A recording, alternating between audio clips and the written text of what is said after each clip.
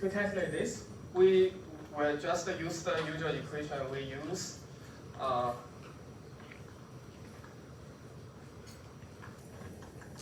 We will just use the equation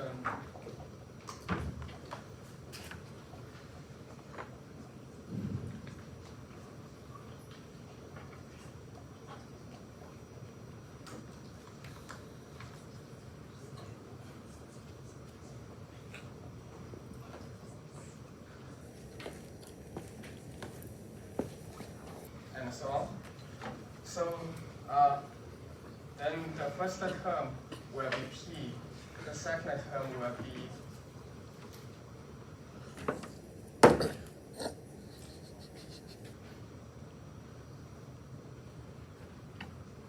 will be this, and there's no other terms because you know the commutator between these two will just be a C number. And if I keep taking the commutator, there's no more commutator anymore. So the rest are just a zero.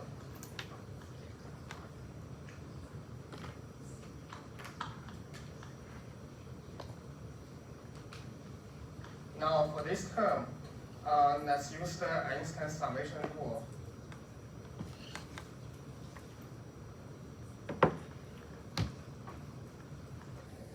Write it in this way, right?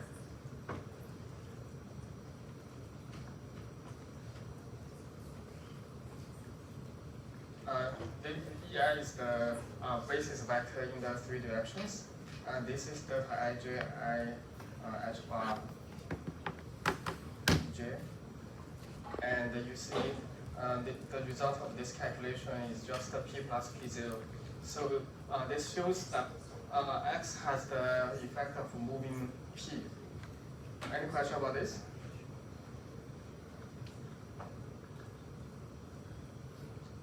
Okay. Part 2 is what we covered multiple times. So the commutator between A and A dagger is just A dagger.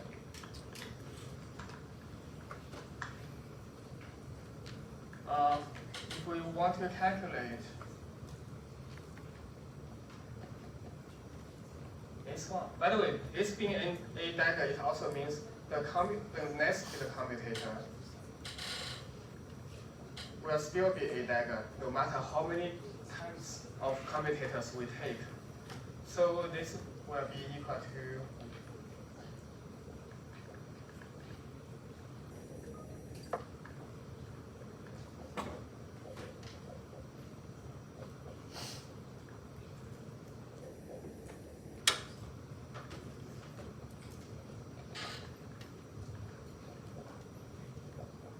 and you see each term has an A dagger, and then then the coefficients are nicely organized into this series, and it's precisely A dagger times e to the I theta. This also means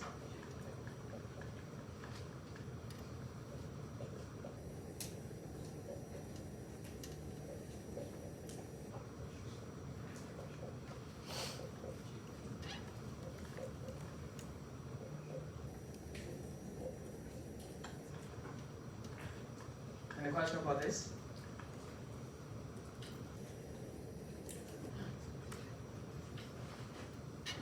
Okay. Part 3. So we want to find some U such that that happens.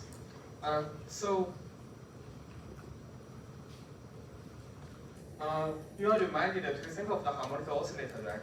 So from X and P, we can define, for example, something like this.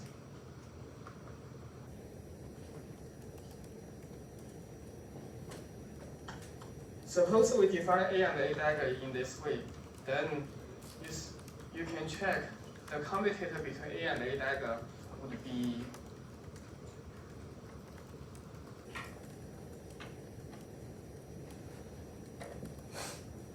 one. By using that the commutator between X and P is H bar. then plug these definitions into this commutator U, so this is equal to 1. So this is telling us from the x and the p, we can define a set of Riesen and the value operators of the harmonic oscillator. And now from part 2, we already know if I have the harmonic oscillator here, then the exponential of a dagger a pi a, this will be equal to a times e to the I pi, which is minus a, right? But a is this one. It tells us, or maybe in more detail, from here we also know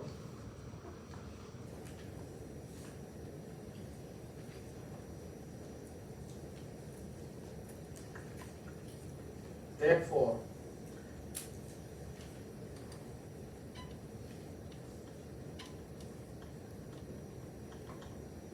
this thing, if I have x here instead of a and a dagger, then what we have is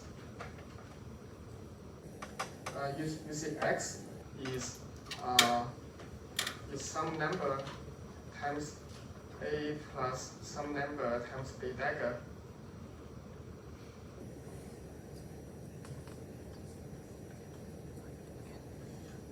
Both terms will get flipped, so this will be minus x, right? So the u we can construct is just e to the minus I a dagger a, where a is equal to that. Yeah. I don't think so. It's not unique. One non-uniqueness comes from multiplying u by a phase factor. You see, if I multiply u by any phase factor, it is u dagger and u, the phase factor will cancel. You can ask whether there's any other source of freedom. I didn't think carefully about that, but this is a quick way of getting the one u. Other questions? Okay. Based on the same argument, P is also some linear combination of A and A dagger, right? Now both A and A dagger are flipped. Their signs are flipped. So for the same U dagger, for the same U and U dagger, P will also flip sign. P just becomes minus P because A and A dagger are both flipped.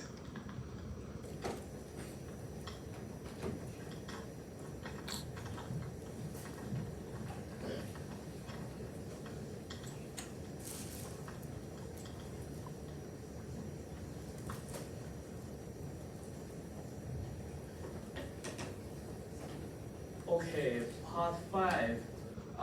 Part 5 is something, this is one example of the things that I wish I would know it earlier.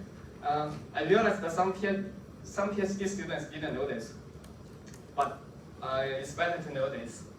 So the question is asking whether there's a unitary operator such that all components of the angular momentum flip sign. The answer turns out to be there is no such unitary operator. The reason is as follows. Because the short answer is just because if this happens, then the computational relation of the angular momentum will not be preserved. So we know that Jij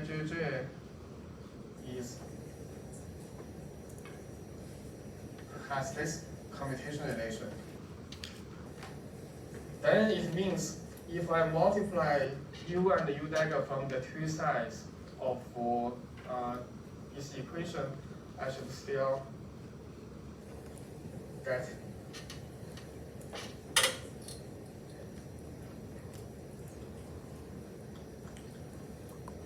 suppose this u exists. No, at this stage, let's not assume whether the u exists or not exists. For any unitary, because of this, then this happens, right? I'm just multiplying both sides by u dagger and u.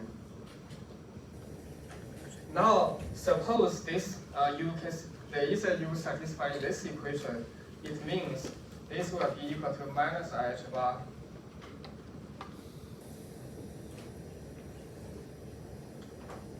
right? By assumption, j will become minus j. Now let's look at this side. This side is u dagger ji jj u minus u dagger jj ji u. But notice this is also equal to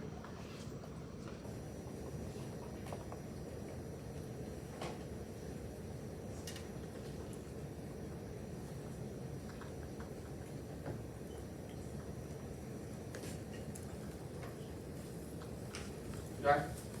I'm just multiplying u dagger u in the middle because u dagger u is equal to 1. I'm multiplying u dagger u here. Now, by assumption, if this kind of u exists, this part will be minus ji, here will be minus jj, and here I will have minus jj minus ji. This is just the same as this, which should give me h bar epsilon I jk. But you see, from the other side, we see it's equal to minus this. Then there's a contradiction. This contradiction shows this u doesn't exist. Any questions? Unique puzzle.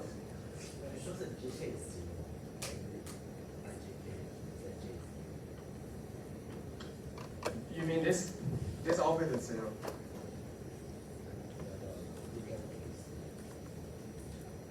Yeah, the conclusion is saying suppose this is any if this operator is not 0, then this u doesn't exist.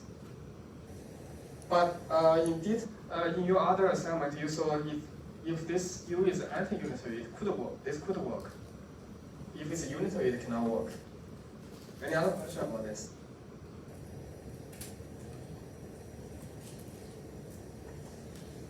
Okay, then the next one. I think many of you said you have questions about problem 2.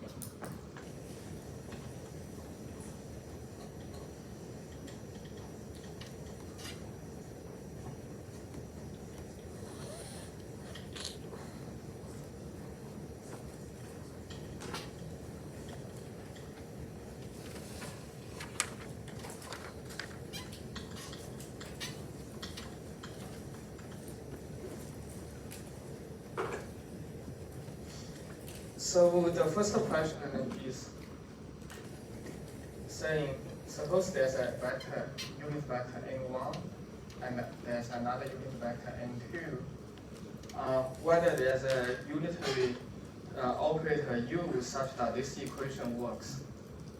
So geometrically, what does it mean for this equation to work? Geometrically, this n1 dot j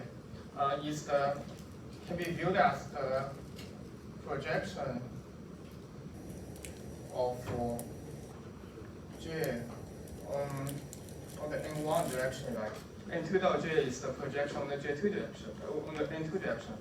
So to go from here to here is like I'm giving a rotation that transforms this vector to this vector, right? We know that angular momentum generates rotation. Here, this operator, this unitary operator, takes the form of exponential of angular momentum times some number, so it must be some rotation.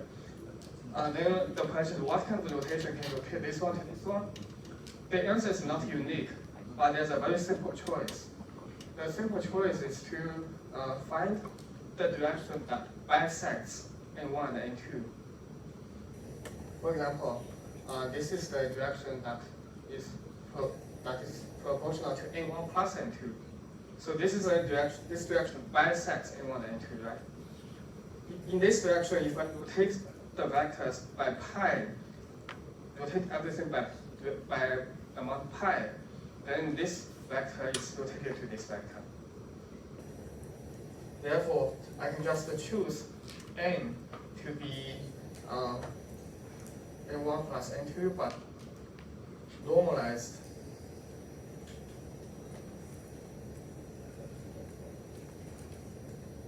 So this is the norm of is the length of n1 plus n2. And then if I choose theta being pi, then u dagger n1 j u will be n2 dot j.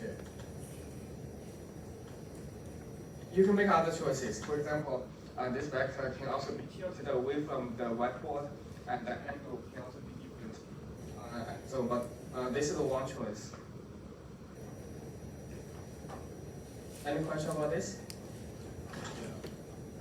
What does it mean to project the angular momentum onto a vector?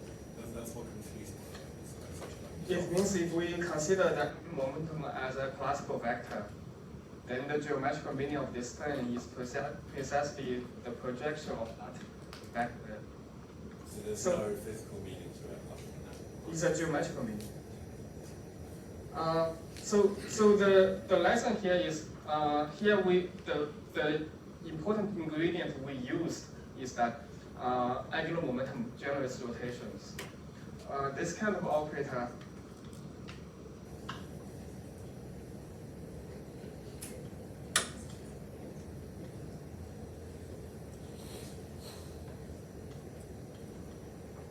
will just rotate some vector-like operators in a way that we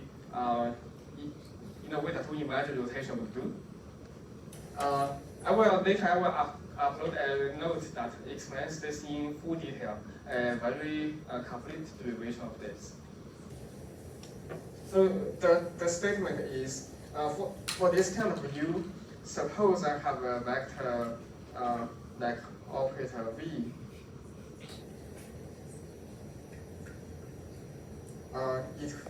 It will be transformed just as a rotation matrix acting on this vector operator V.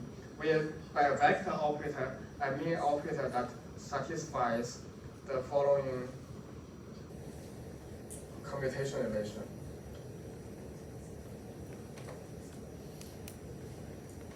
So consider any three component operator V. Suppose it has this commutation relation with the angular momentum. So as an example, here the V can be position x, it can be momentum p, it can be angular momentum itself. They all satisfy this kind of commutation relation. Then for this kind of unitary defining this equation, if I acted on this vector like operator V, the effect can be, the result can be viewed as just applying a matrix to this vector V. It's kind of like what we discussed last lecture for the F dagger. There we apply some unitary conjugation to the F dagger operator. The effect is the same as multiplying a matrix to the F dagger operator. Here, this R is just some orthogonal matrix.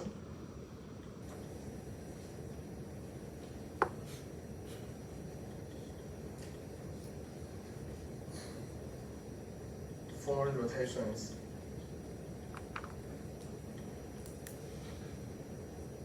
Any question about this? So just the angular momentum generates rotations.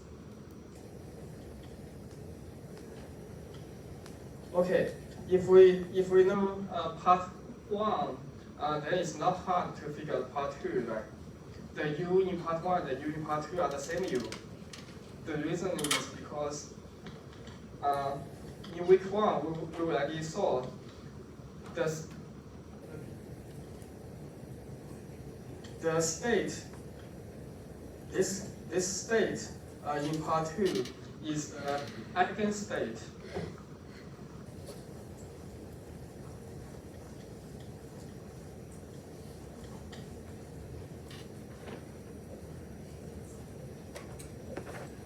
this kind of state in part 2 is an eigenstate.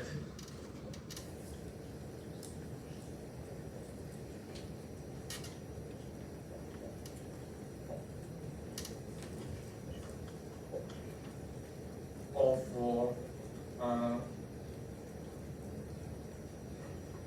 this operator with eigenvalue 1.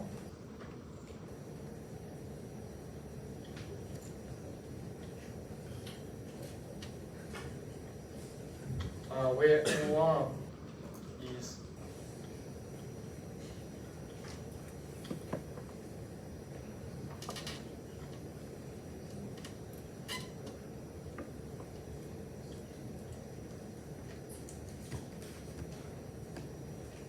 and J is the spin operators, eigenmomentum operators for spin 1/2. Now from there we know this n. If I want to rotate this data from this theta phi from one theta phi to another theta phi, that's the same as rotating this guy from n1 to n2, right? So I can use the same u as part 1 to do this rotation.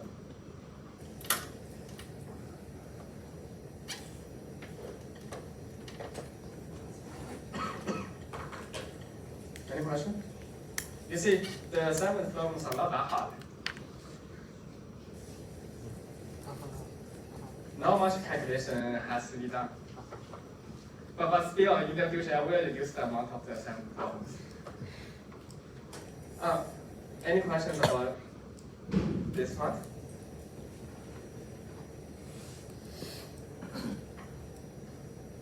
If not, let's continue. Part 3 is asking what is the expectation values. I will not do this part here. To calculate the expectation values, you can just use the matrix element expressions of these J operators, which we discussed, like Jx, Jy, Jz. For any Jm state, the matrix elements of Jx, Jy, Jz, they are all discussed. But the answer is the following.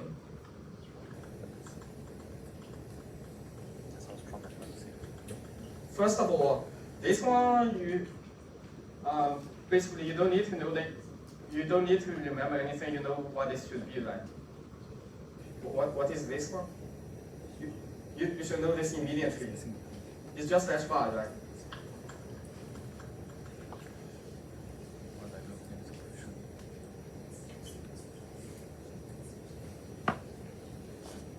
And this one is a minus H bar.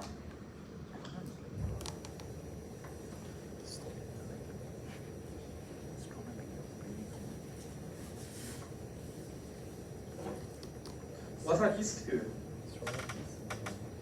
Can you obtain the answer without doing any calculation?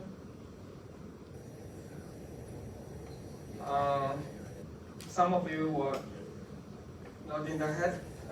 In fact, we can. The way to do it is to notice this thing can also be written as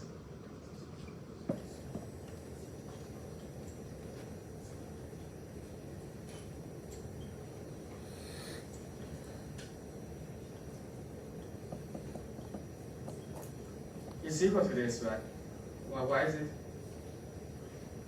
I'm adding these two unitaries. Why are they equal?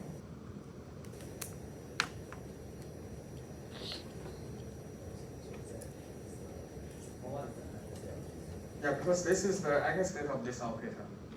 So this whole thing is some phase factor times 1, 1. And this whole thing is the opposite phase factor times that 1, 1, right? So these two phase factors were cancelled, and I'm not really doing anything. So they're equal. Now let's look at what happens in the middle. What is written there is precisely of this form, right? It's of this form, it means the operator will just be rotating. This is a rotation around the z direction, and x and y if I choose theta to be pi, x will become minus x and y will become minus y, right?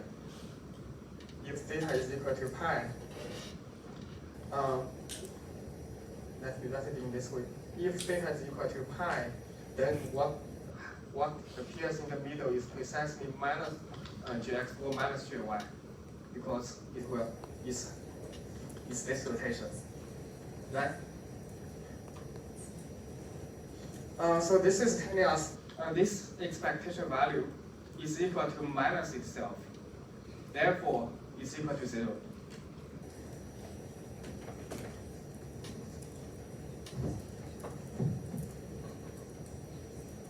Therefore, it's equal to 0. If this is not 1, but 1 minus 1, the same argument shows it's also 0. Then you can also check for 1, 0, you may need to do more calculation and see if this is just 0 for Gx, Gy, and Gz, for all of them.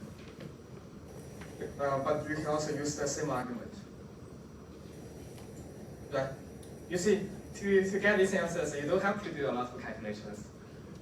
There's this geometrical picture. Yeah, go ahead. Can they use like just J plus and J inverse, and then do that like the maybe off there for the element is made as a notion. Yeah, you can also do that. Okay, that's part 3. Then for part 4, part 4 is asking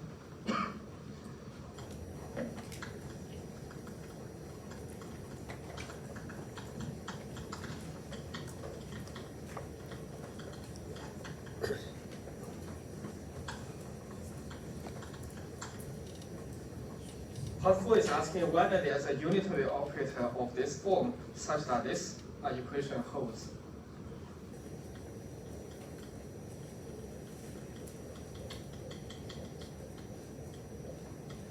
Let me first ask a question.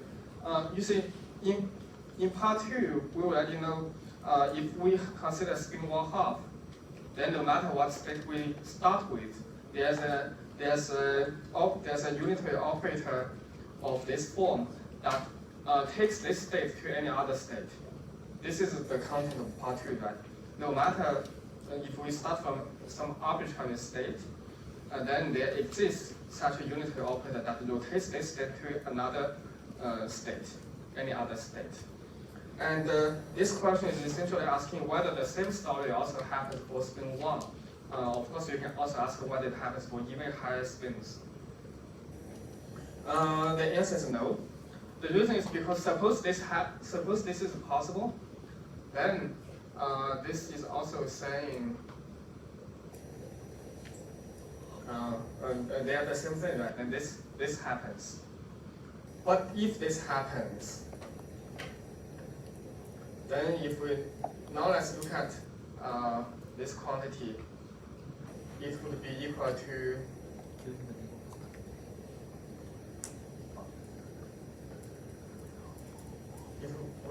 this, right?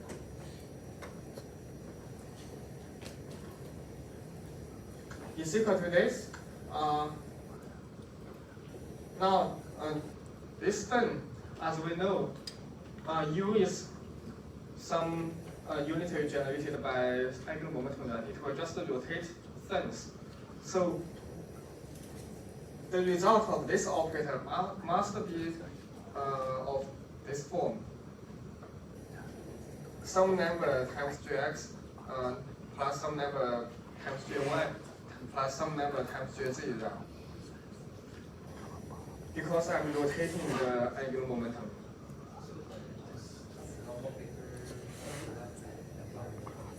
Yeah, some kind of normal vector. The vector, the particular numbers here depend on the n and the theta you choose, but ultimately it will have this form. It's some combination of Gx plus Gy plus Gz. But now you know, for part 3 we know the expectation values of Gx, Gy, Gz for the state 1, 0 are all 0. So this state must be equal to 0. But we know this is not, from this side we know it's not equal to 0. So there's a contradiction. This contradiction means there's no unitary operator such that this equation holds. Any questions?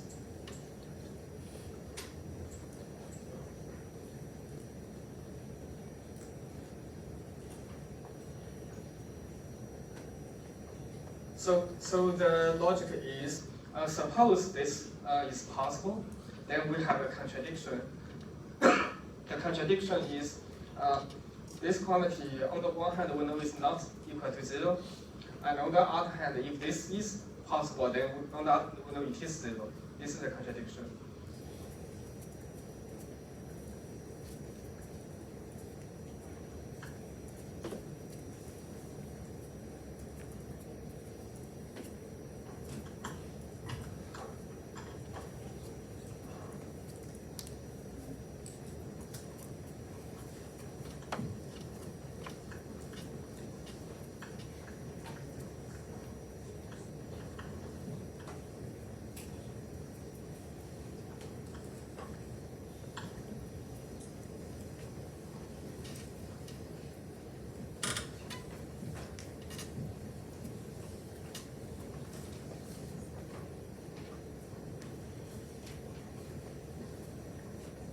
But maybe let me add a comment.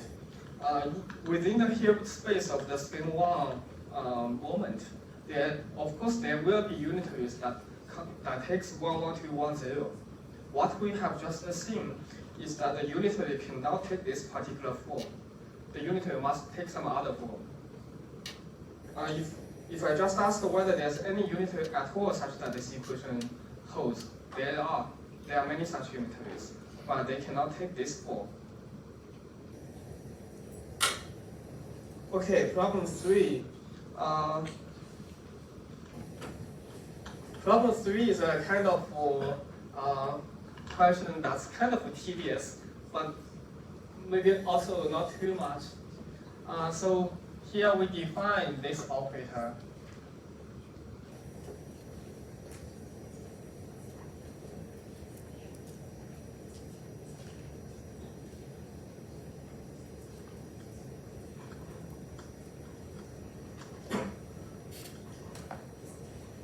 And we want to calculate this kind of this kind of commutator, right?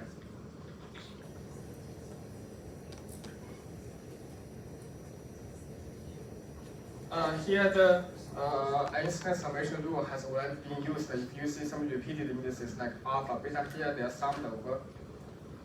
Okay, now to calculate this commutator, we just I wrote the word half twice. To calculate this commutator, we can just do it by brute force.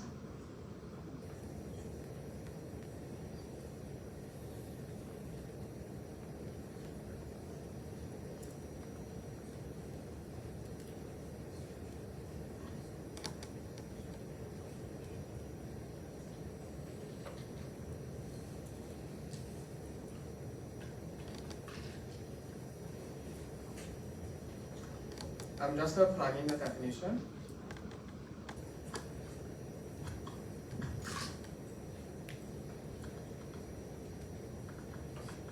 Again, repeated indices are summed over here.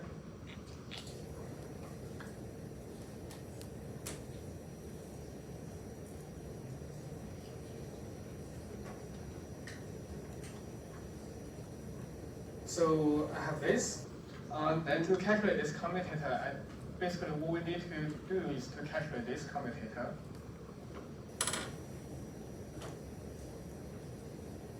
By the way, this is supposed to be a gamma.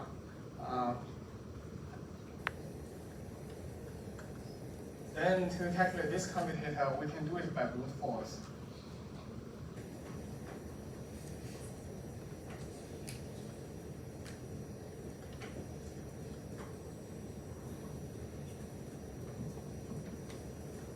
To do it by brute force, as what we did before, we just move these operators around.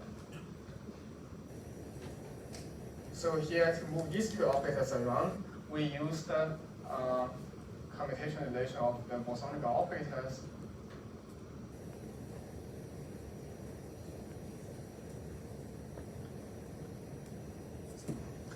Right?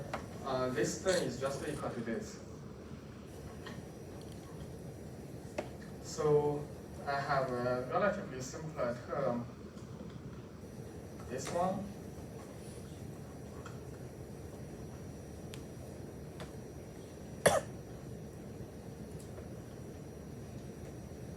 And then I have another term.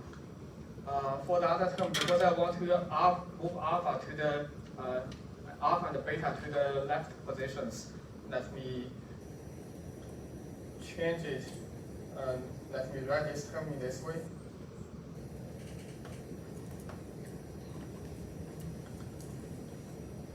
Right.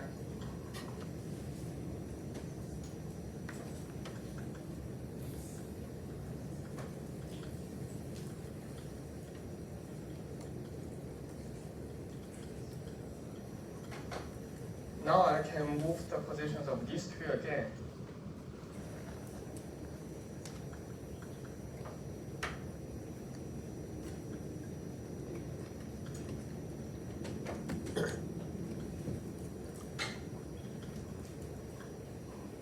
And you see the terms involving 4 of the bosonic operators just cancel.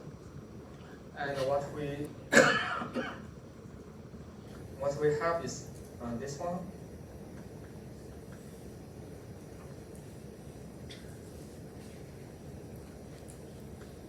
Minus this one. Now I plug that result into this equation. I get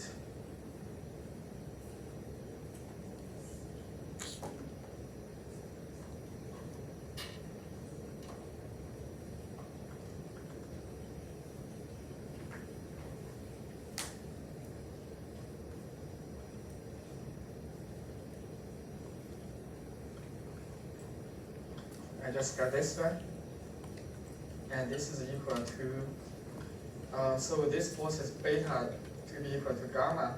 So here I will have B alpha dagger, sigma I, sigma j, multiplied together, alpha delta.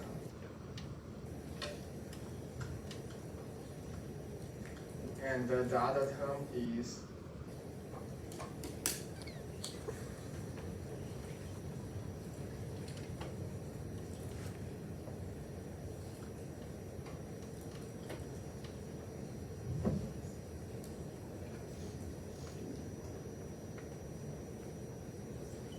the other term is just this one, right?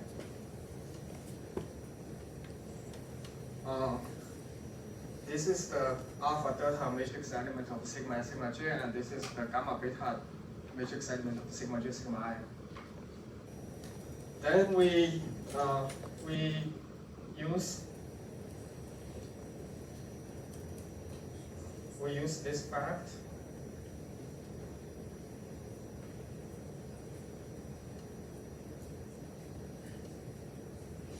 We use this fact. We know what appears in the middle would be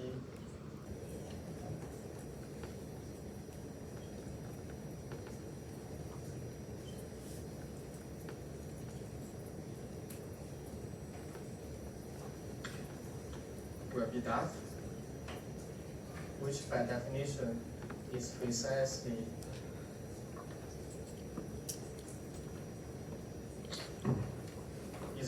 what we want to prove.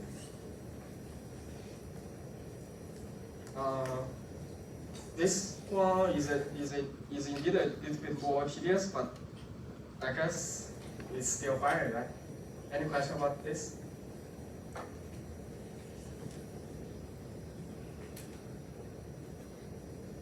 Okay. Yeah.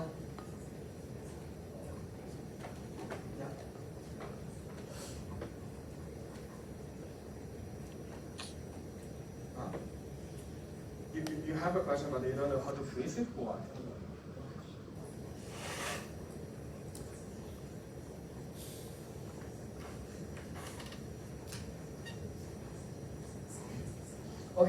let me ask you a question. Suppose you see now that is the definition of the spin operator. This means what's defined here can be a valid angular momentum, right? Because it satisfies the correct commutation relations.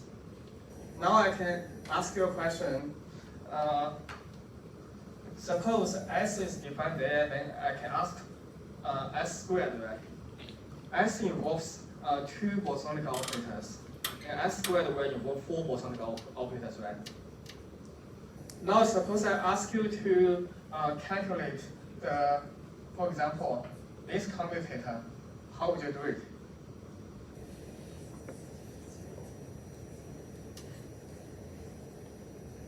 You can do it by brute force, such that here you have four bosonic operators, here you have two, so in total you have 6 and you move them around. You can, in principle, you can do it in this way, but you are not recommended to do it in this way, because you should know the answer of this commutator, right? It should just be 0, right? Why is that? The reason is because we already know that the components for S satisfy the commutation relations of the angular momentum.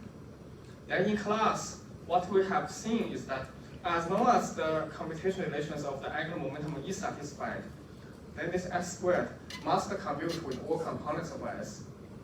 So you don't need to do a brute force calculation anymore. Just this being 0 is already implied by this commutation relation. Okay. But part 3 is asking about the commutator between N and S. Basically, you can do a very similar calculation, and you will see this is equal to 0. Part 3. Okay, suppose we consider states where the eigenvalue of this capital N is called little n, then what is the eigenvalues of ST? Because capital N is equal to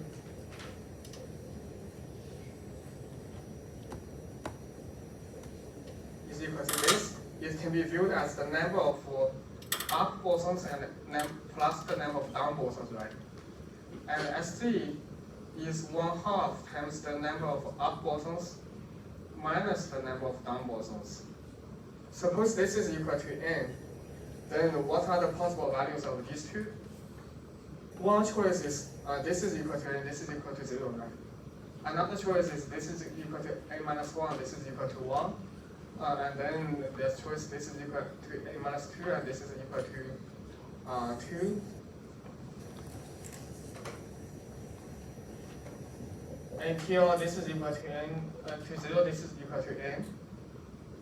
Then you just look at for each choice what is this SC. You will see SC can take values from n/2, n/2 minus 1, n/2 minus 2, until minus n/2.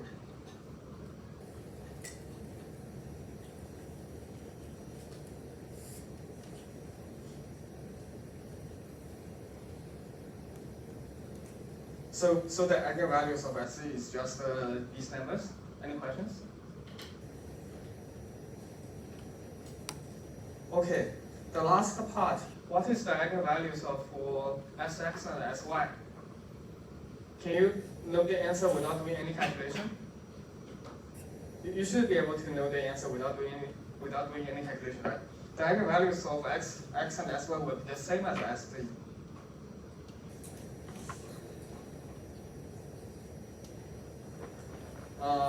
Why?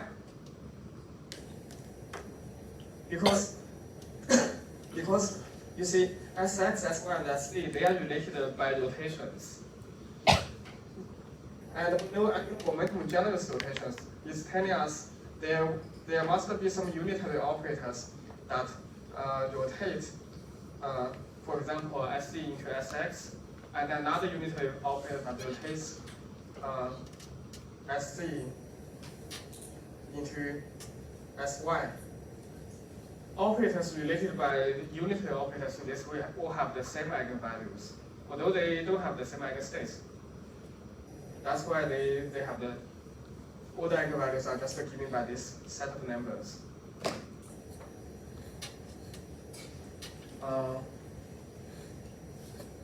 Any question about this?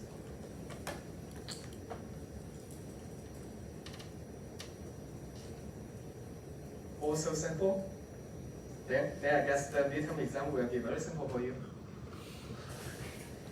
Or do you have any questions? Yeah. So it's a midterm the same as Huh? it's a midterm the same as You mean identical? I think it should be, there are two problems.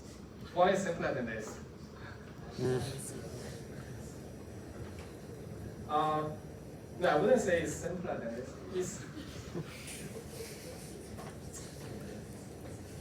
It's comparable, let's say comparable. You know, it's very hard, there are different things, it's very hard to say how different things are as difficult as each other, right? They're different. But more or less the same. So if, yeah, believe me, if you can understand all the assignment problems very well, you can do very well in the exam. Okay.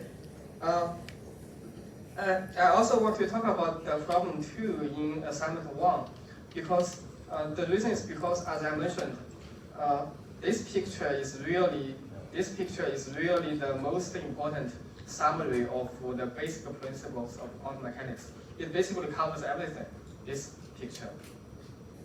And problem 2 here is a question that is asking, basically you need to apply this entire picture to this problem 2.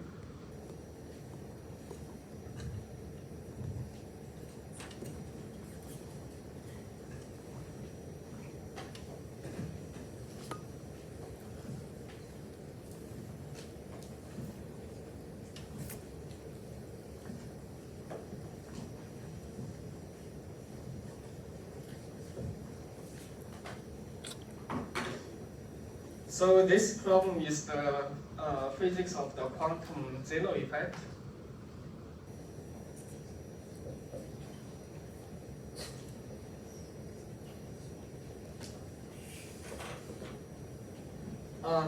Let me first describe what happens in the setup described by this problem.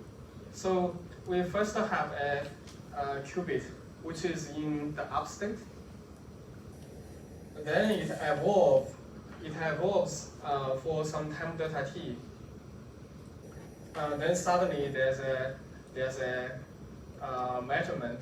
After the measurement, it can either be up or down, right? According to the picture, basic principle picture before. Now, after the measurement, they evolve for some period time of delta t again. And after delta t, again, there's a measurement. And after the measurement, we may get either up or down. And then the same thing happens.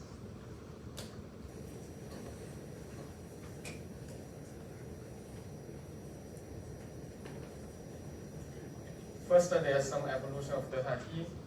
Then there's a measurement.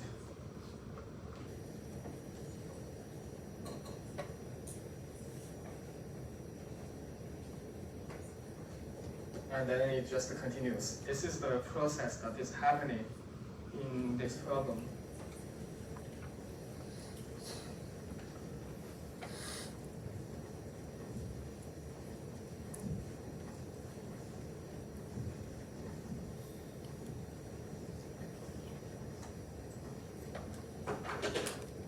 So the first question is just asking, after at this point, what is the probability of finding these two states? Then we just use the Schrödinger equation, right? So now the initial state is the up state. The Hamiltonian is minus mu by. So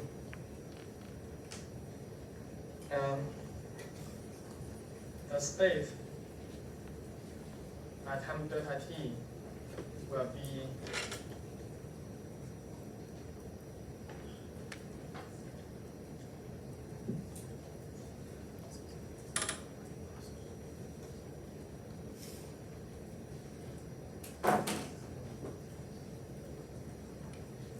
this one, right? Now we need to know, we know this up is not an eigenstate of y. So this thing, this operator acting on this up state will be a superposition of both up and down.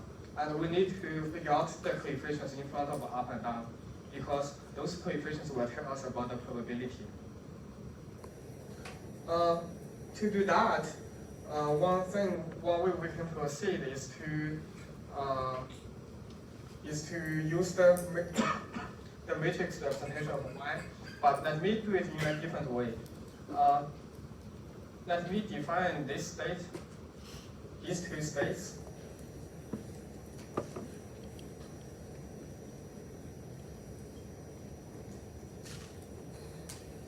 Let me define these two states. You can check these two states are precisely the eigenstates of the y operator with eigenvalue +1 and -1 respectively. From these two states, I can express up and down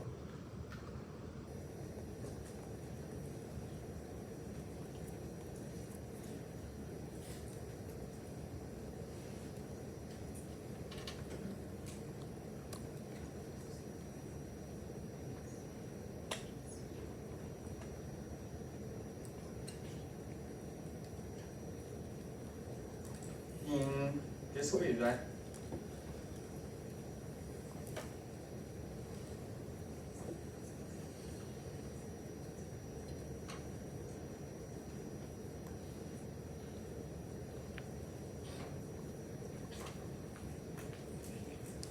Right?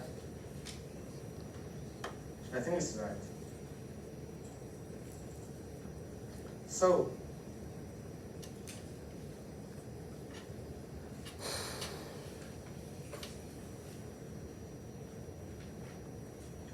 now if I want to calculate this,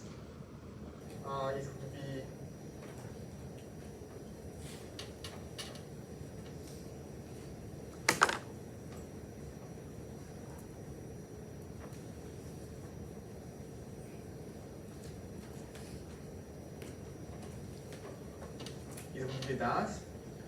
The reason I want to write it in this way is because I know y plus and minus y, they are eigenstates of the y operator. So the result of acting this operator on plus and minus y is very easy to obtain. For plus y is just this one, and for minus y is just this one. We can just replace the y by the eigenvalues.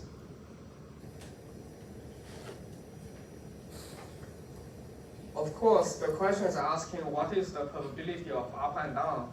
Now I'm writing it in terms of plus y and minus y. So I still need to convert it back to up and down. Let's do that.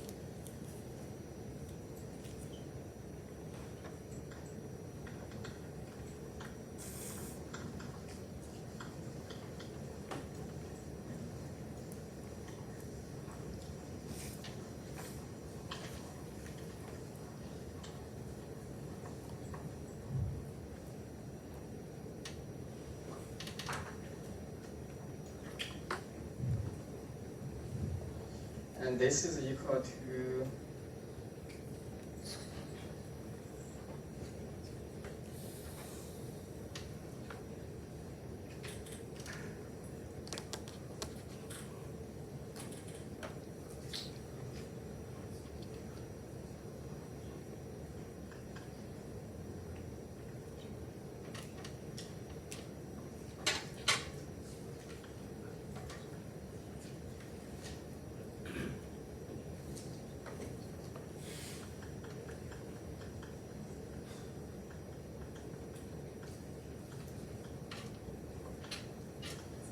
this. So, you know, the probability for up will be cosine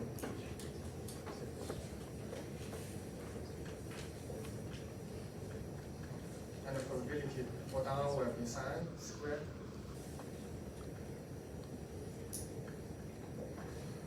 Right? Remember there's a square. This thing the absolute value squared is the probability. The expectation value of z is this minus that.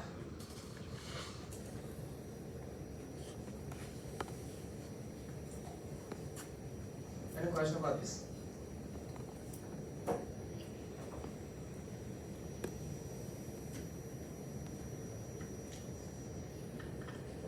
Okay.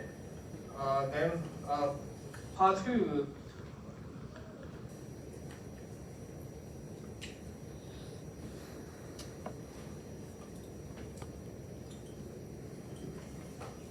Is asking about the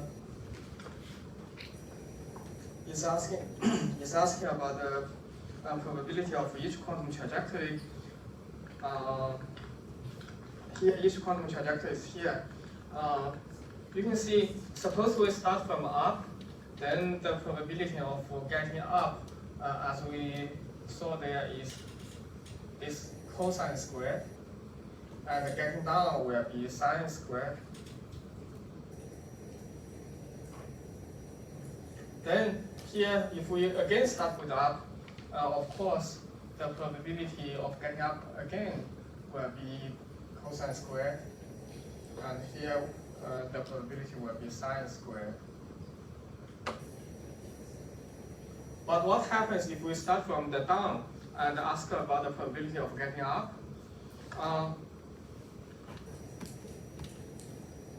It's not hard to convince yourself. And now these two probabilities will just get switched. You can do a similar calculation as before to show this.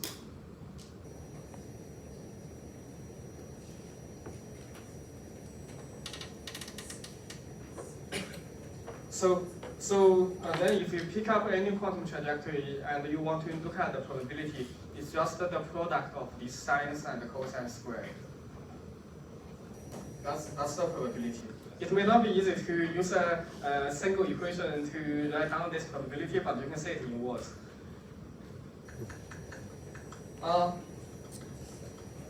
For example, the probability of 0, 0, 0, meaning every time we just get up, the probability is just, you see from that picture, you see this probability is just cosine squared mu b delta t over h bar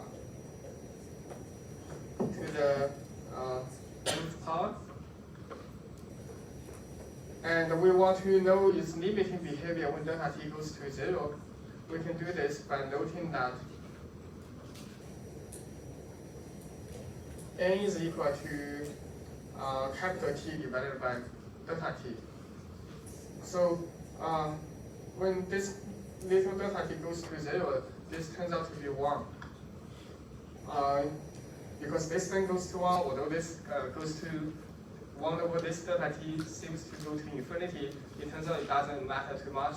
You can use Mathematica to show that this is equal to 1.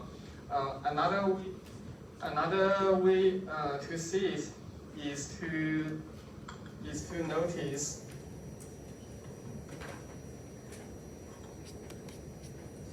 here we are taking the limit of cosine with x goes to 0, cosine x 1 over x.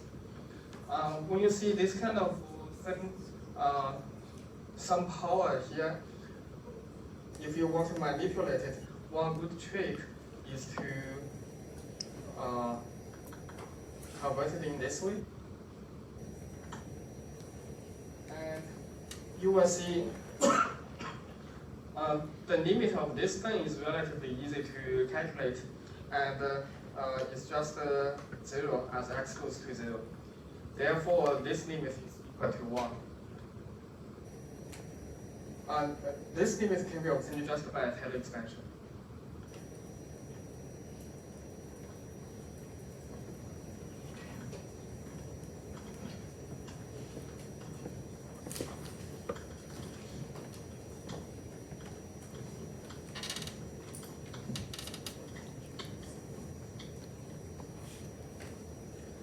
Okay. The last problem is asking is essentially asking what is the probability of getting up at the last step. Actually, we can obtain the probability of getting up at the p step, at the nth step. Suppose the probability of getting up at the nth step is Pn.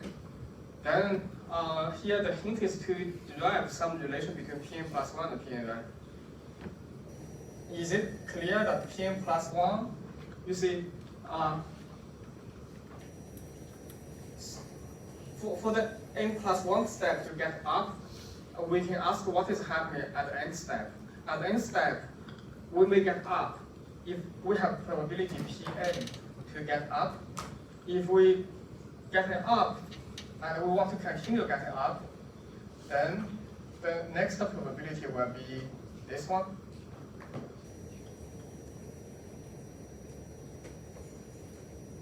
But we also have 1 minus Pn probability to get down at the nth step. If we get down at the nth step, for us to get up at n plus 1 step, the probability will be sine squared. So we get this relation between Pn plus 1 and Pn. This kind of relation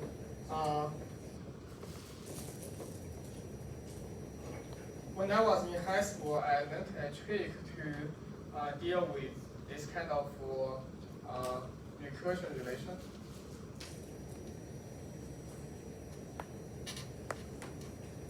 So you see, this Pn plus 1 is some linear function of Pn. Then the trick is to suppose there's a constant which I call say A, such that this equation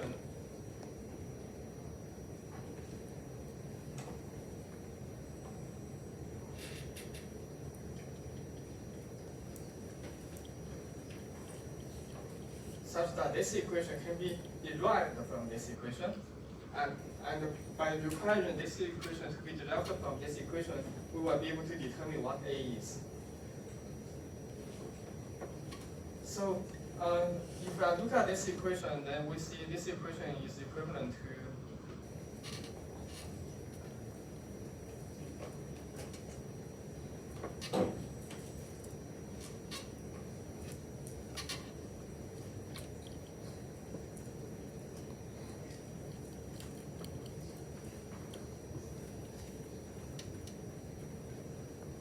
this equation is just equivalent to that one. You can manipulate. Here you need to use some relations of the sines and cosines. Then you see, if I take A to be this pen, it's not working, and there's no more pen.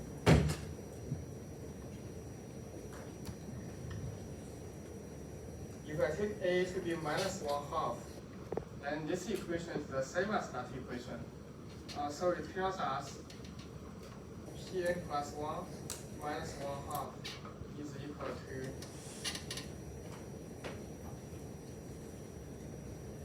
cosine 2 mu b, this 2 is not a square, it's just twice of mu b delta t over h bar times Pn minus 1/2. Then from here we know Pn minus 1/2 will just be cosine 2 mu b delta t over h bar to the nth power multiplied by P0 minus 1/2. Right? Because P1 is equal to this number times P0 minus 1/2. P2 will be minus 1/2 will be P1 minus 1/2 times this number. Then we just keep iterating this to get this result. And P0 is equal to 1. So P0 is equal to 1.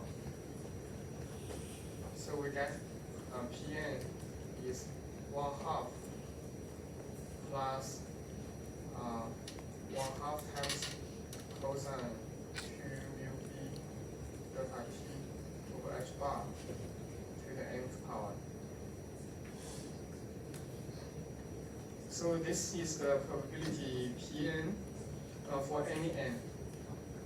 Now, if I want to know the probability, if n is capital N, then if I want to know what happens if delta t goes to 0, I need to calculate this limit again, and you will see the limit is just equal to 1.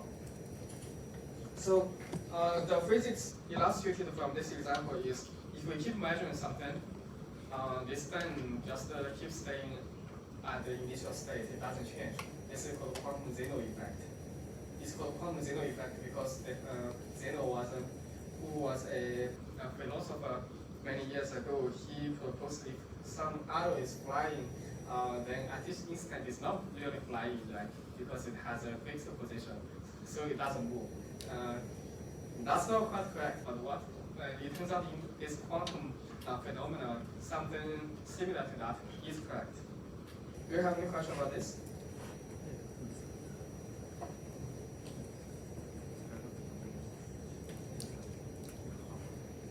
Okay, so basically the midterm exam cannot be harder than everything in the assignment problems.